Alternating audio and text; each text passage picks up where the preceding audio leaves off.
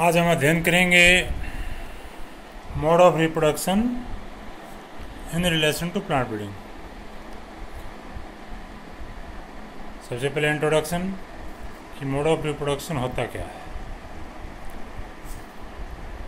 Parents के द्वारा संतान की उत्पन्न होने की जो प्रक्रिया होती है उसको जनन कहते हैं, और जनन के द्वारा ही किसी genotype, line, strain, variety, species का मेंटेनेंस और मल्टीप्लिकेशन होता है। अतः जनन की जो प्रक्रिया है उसको हम प्रोपोगेशन भी कह सकते हैं। पौधों का वह भाग जिसका प्रोपोगेशन में उपयोग किया जाता है प्रोपेग्यूल्स कहलाता है, और किसी भी जीव के प्रोजनीज के उत्पन्न होने की जो विधि होती है वो मोड ऑफ रिप्रोडक्शन कहलाती है। मोड ऑफ रिप्रोडक्शन को हम दो भागों में बांट सकते हैं। नंबर 1 है एसेक्सुअल रिप्रोडक्शन और नंबर 2 है सेक्सुअल रिप्रोडक्शन। आज के इस टॉपिक में हम एसेक्सुअल रिप्रोडक्शन का अध्ययन करेंगे। एसेक्सुअल रिप्रोडक्शन को हम इस रूप में डिफाइन कर सकते हैं कि in asexual reproduction does not involve the fusion of male and female gametes. New plants में arise from the vegetative parts of the plants और may arise from the embryo that develops without fertilization। इसके अंदर दो चीज़ें आ गई।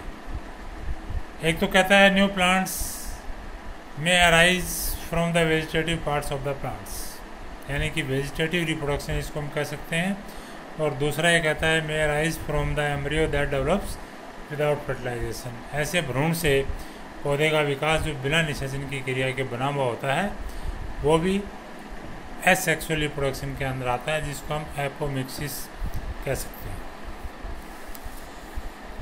तो vegetative reproduction जब नए पौधे या संतति पौधे जनक पौधों के बीज या भ्रूण के अतिरिक्त किसी अन्य भाग से उत्पन्न होते हैं तो उसे हम कायिक जनन कहते हैं।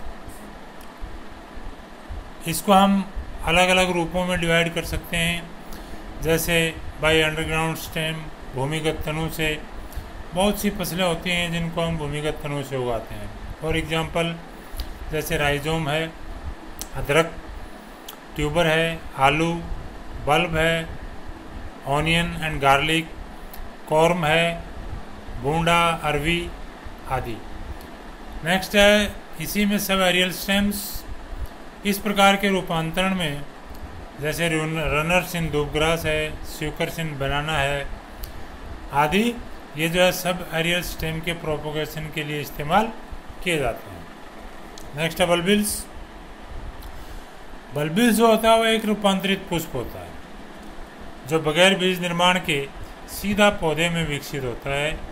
यह एक वानस्पतिक भाग होता है और इसका विकास में बीज निर्माण और निषेचन की क्रिया नहीं होती है। जैसे प्याज या लहसुन के अंदर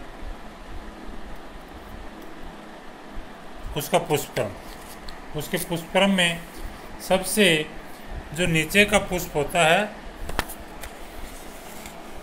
वो जैसे ही टूट करके ज़मीन पर गिरता है तो उससे नए पौधे का विकास हो जाता है।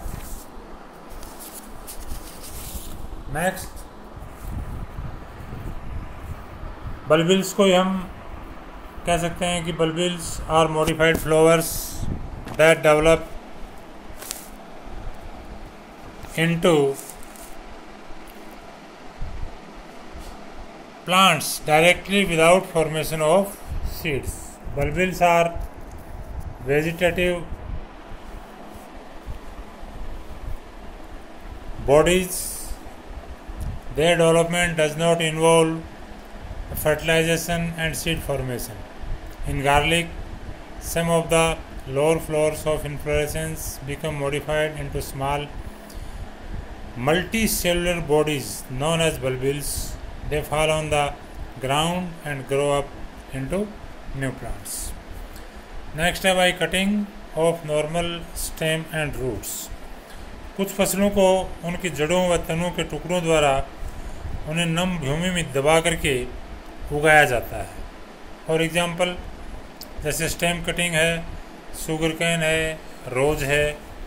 रूट कटिंग है, लेमन, सिट्रस, नींबू और संतरा प्रजाति के जितने भी प्लांट्स हैं उनको हम रूट कटिंग से उगा सकते हैं। इसी में by layering, it is generally practiced in plants like lemon, rose, grapes, jasmine, etc. इन पौधों के अंदर इसको प्रैक्टिसाइज किया जा सकता है। नेक्स्ट है grafting. Different type of graftings are made and use in different fruit plants. Next है गुटी। लेमन, ऑरेंज, लीची आदि के अंदर गुटी से भी हम नए पौधे उत्पन्न कर सकते हैं।